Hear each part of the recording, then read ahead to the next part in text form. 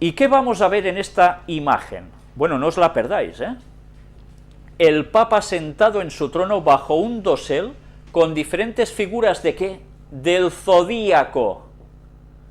Se encuentra en los museos vaticanos.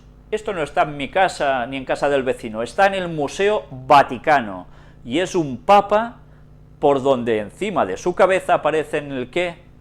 Los signos del zodíaco. El signo de Leo se encuentra justo encima de la cabeza del papa. Durante la Edad Media, el astrólogo más grande de todos los tiempos, Nostradamus, tenía que ser muy cauteloso antes de poder exponer como resultado de la Inquisición. Sin embargo, la Iglesia posee y utiliza los conocimientos astronómicos y astrológicos.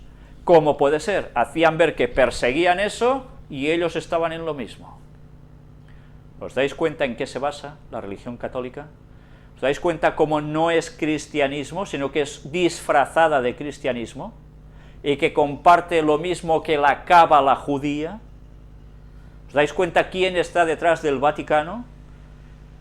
¿Quién existió antes? ¿Los judíos o el Vaticano? ¿Empezáis a captar las cosas, cómo van? ¿Empezáis a captar cómo los judíos que hicieron el sacrificio de Cristo porque lo rechazaron, que ya se basaban en todo esto, sencillamente disfrazaron una religión de cristianismo para ir contra los verdaderos cristianos y hacer exactamente el mismo tipo de adoración que hacían el mundo pagano, incluidos ellos? Pues nada, seguid pensando que esto son historias, lo tenéis delante. Meridianos en el Vaticano y Roma. Aquí tenéis, ya lo sabéis, las columnas de Bernini, etcétera, etcétera. Todo irradia desde el obelisco, es el centro, pero mirad qué hay en ese suelo, porque claro, esto a simple vista no lo veis, pero mirad lo que ahora vais a ver aquí. ¿Qué es esto que aparece aquí? Esta página es de alguien que fue de viaje a la Plaza de San Pedro a ver el Vaticano. Dice, yo los vi por casualidad, mientras buscaba una marca que indica el centro de las columnas, el punto exacto desde el que se ven perfectamente alineadas. Esto que veis aquí en el suelo. ¿Y qué es esto que veis aquí en el suelo? Bueno, vamos a empezar de inicio para que veáis cómo va esto. El estado más pequeño del mundo alberga la iglesia más grande del mundo.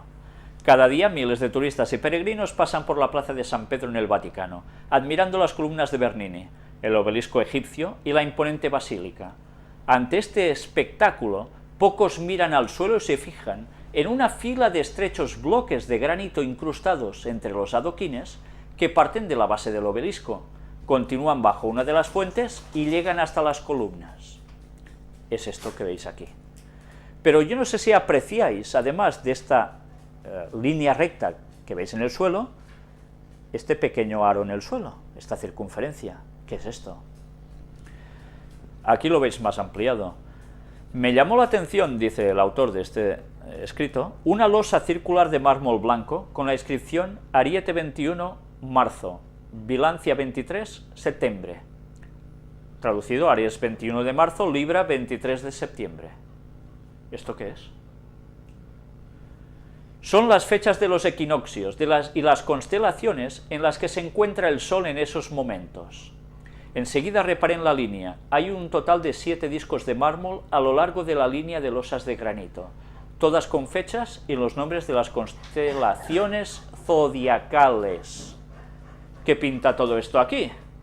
¿No es lo mismo que están haciendo las logias masónicas, pero en el suelo del Vaticano? Ya no es en la bóveda, es en el suelo que refleja, tal como es arriba, es abajo. Mirad una vez más. Astrología en el Vaticano. Nos sigue diciendo, la línea es el meridiano de la plaza y el obelisco proyecta su sombra sobre ella exactamente al mediodía solar. O sea que no está puesto porque sí, está muy bien estudiado dónde iba a ir. La sombra de la punta del obelisco alcanza cada losa en los días señalados. Los discos más cercanos y más alejados del obelisco solo tienen una fecha y una constelación, e indican los solsticios de verano e invierno respectivamente. Los otros 5 tienen 2 fechas y 2 constelaciones del zodíaco, e indican cuándo el sol entra en cada una de ellas. Fueron colocados en la plaza en 1817, siendo Papa Pío VII. ¿Cómo? O sea, habían denunciado todo lo de la astrología, bulas distintos papas, y en 1817 otro papa, ¡pam!, hace hacer todo esto allí. ¿Cómo se entiende esto? ¿A quién le interesan los equinoccios y no sé qué y no sé cuánto allí? Otro detalle para los astrónomos: en el interior de la basílica hay un monumento funerario dedicado al Papa Gregorio XIII, recordado por haber instaurado en 1582 el calendario gregoriano vigente en la actualidad, y del cual hemos visto también que ya hemos mencionado algo. Luego mirad esto, también es interesante, porque parece de película, de Indiana Jones en busca del arca perdida o algo parecido, ¿eh? Ya en Madrid, investigando sobre el meridiano de San Pedro, he sabido que hay otro meridiano más antiguo en otra iglesia de Roma, Santa María de los Ángeles y los Mártires.